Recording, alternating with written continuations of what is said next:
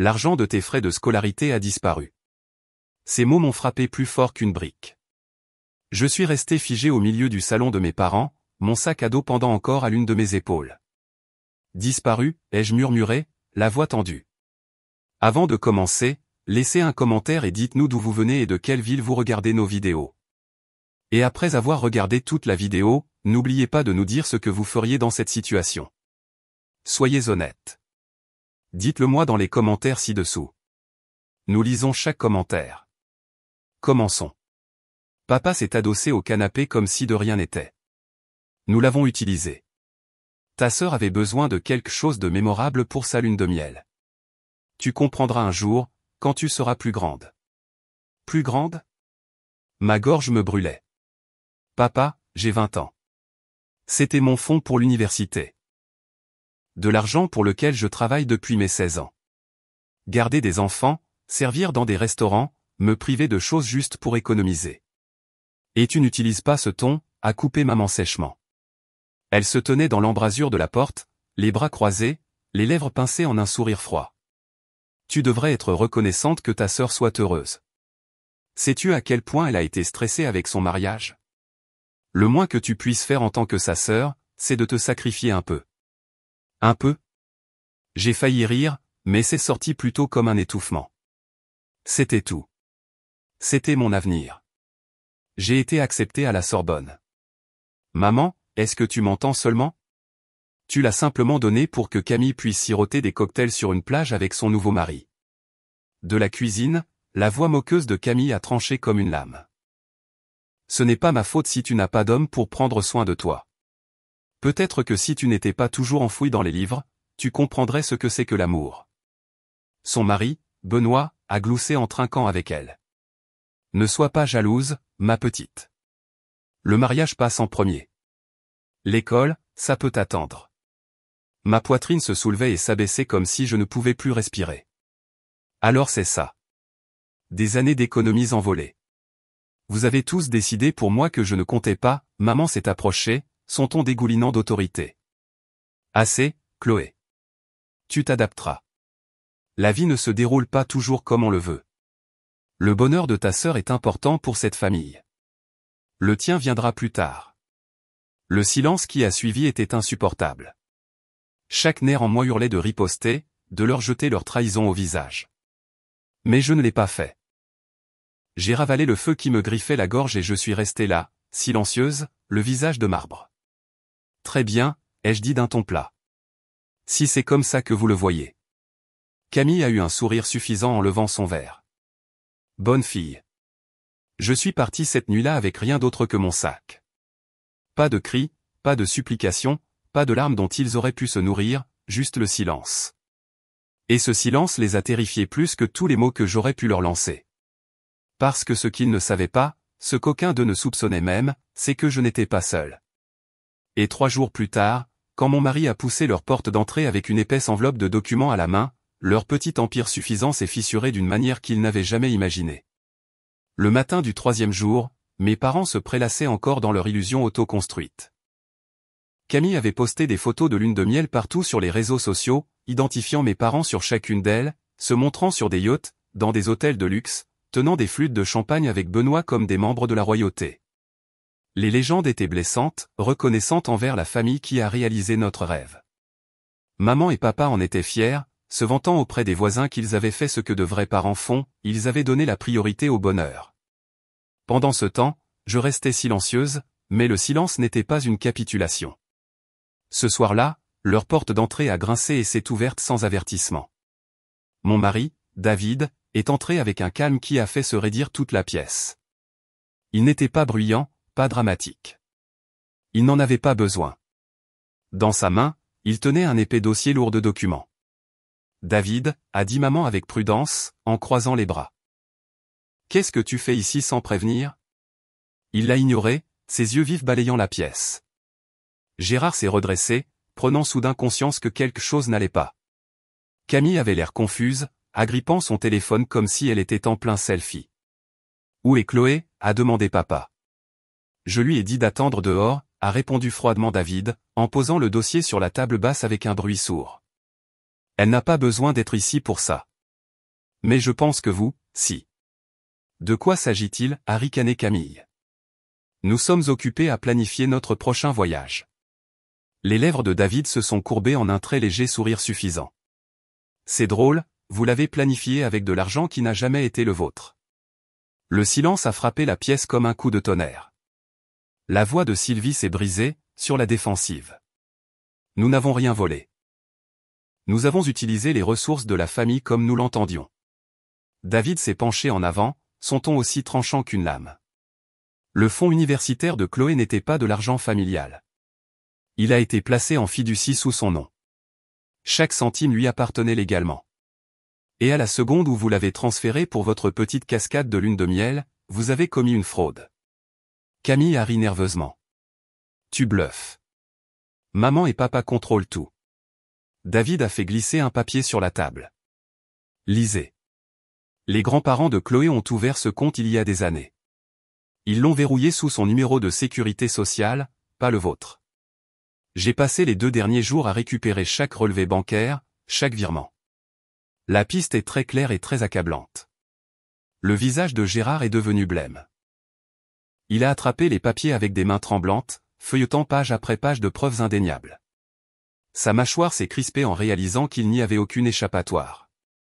Sylvie s'est approchée, la voix désespérée. David, tu ne comprends pas. Camille méritait ça.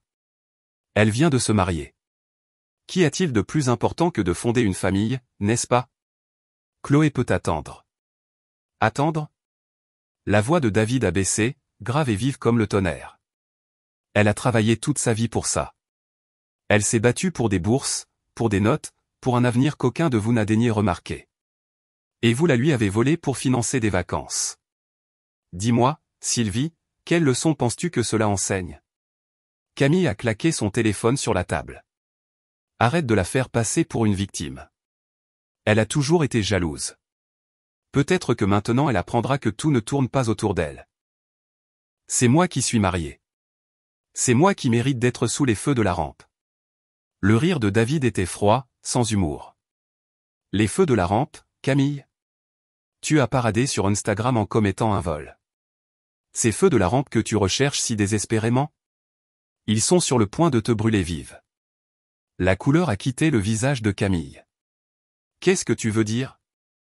David a sorti une autre liasse de papier, celle-ci plus épaisse, estampillée de sceaux.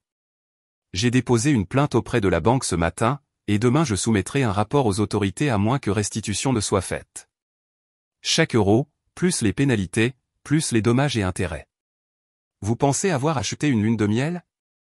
Ce que vous avez vraiment acheté, c'est une poursuite en justice. La voix de Gérard s'est brisée pour la première fois. Tu ne ferais pas ça. Tu n'attaquerais pas ta propre famille en justice.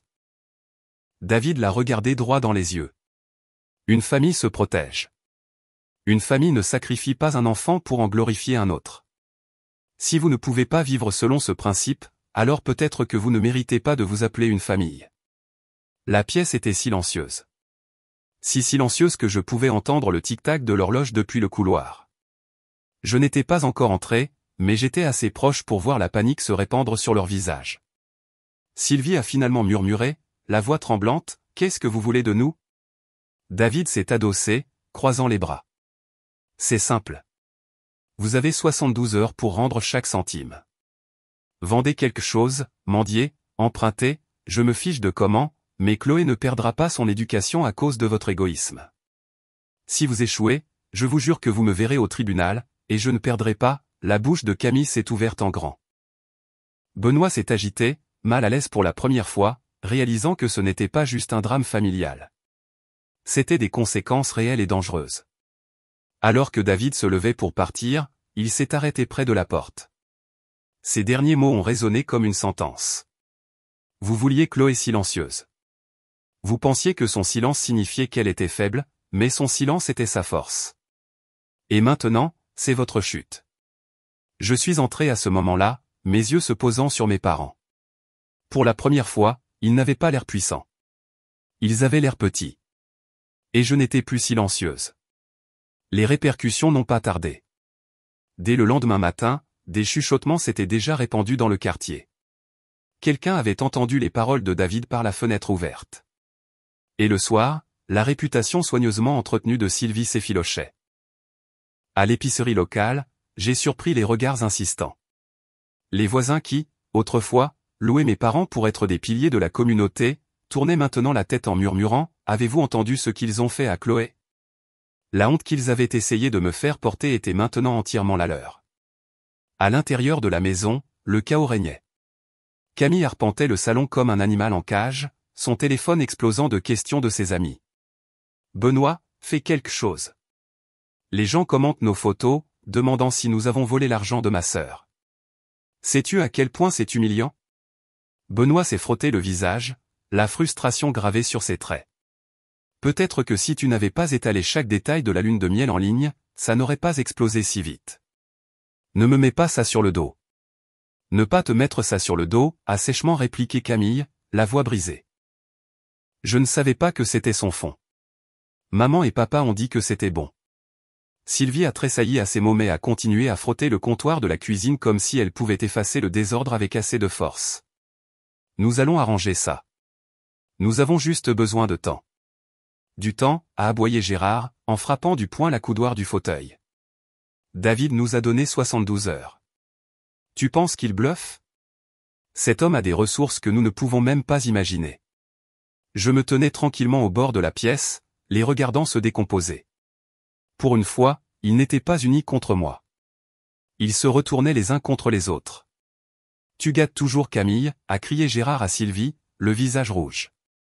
Nous avons tout sacrifié pour son mariage, son image. Et maintenant, elle nous entraîne tous dans sa chute. Sylvie s'est retournée, les yeux flamboyants. N'ose pas me rejeter la faute. Tu étais d'accord. Tu as signé les papiers de virement. Ne fais pas comme si tu étais innocent maintenant. La voix de Camille s'est élevée au-dessus des leurs. Et alors? Suis-je censé vendre mes cadeaux de mariage? Rendre les vêtements de marque? C'est ma vie. J'avais enfin ce que je méritais. Et maintenant, tu as ce que tu mérites, ma voix a tranché la pièce comme un couteau. Tout le monde s'est figé. J'ai avancé, mon cœur battant la chamade mais mes mots fermes. Tu n'arrêtes pas de dire que tu mérites tout.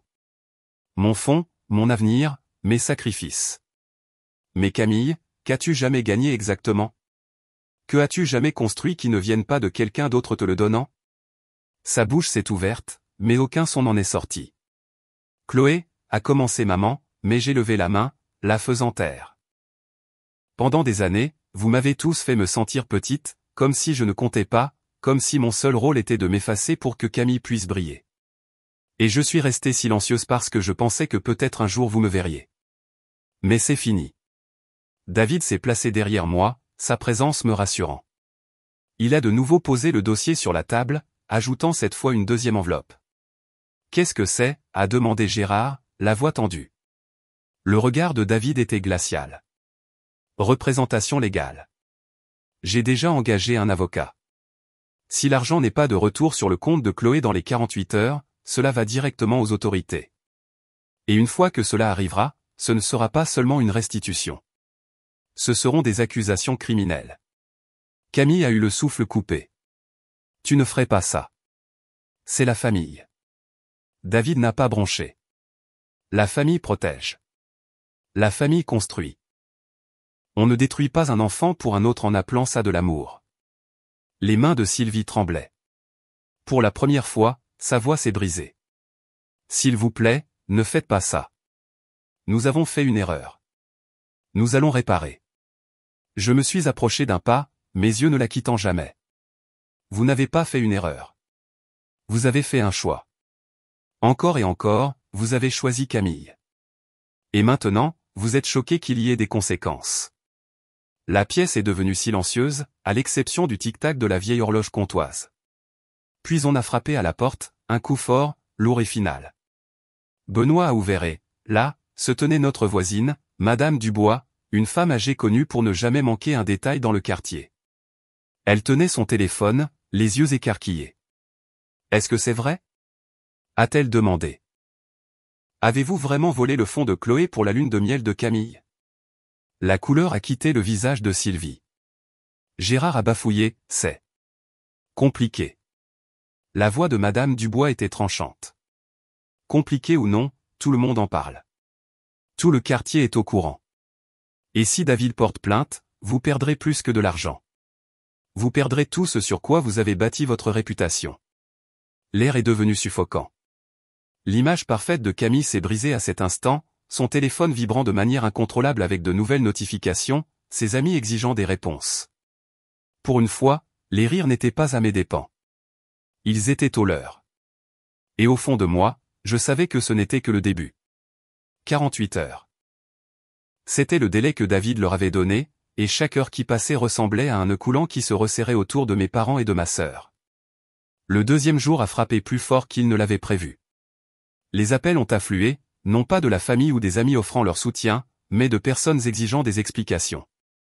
Les collègues de Gérard ont commencé à chuchoter au travail. Le groupe de bridge de Sylvie a annulé leur partie hebdomadaire. Les comptes de réseaux sociaux de Camille, autrefois pleins d'admiration, sont devenus hostiles avec des commentaires comme « Voler le fonds universitaire de ta sœur ?» Honteux. L'empire qu'ils avaient bâti sur les apparences s'effondrait rapidement. Ce soir-là, David et moi sommes retournés à la maison. Je n'étais pas nerveuse cette fois. J'ai franchi la porte d'entrée comme quelqu'un qui récupère un terrain qu'il pensait avoir perdu pour toujours. À l'intérieur, le chaos couvait. Camille était assise sur le canapé, du mascara coulant sur son visage, agrippant son téléphone comme si le serrer assez fort pouvait effacer les commentaires qui détruisaient son image.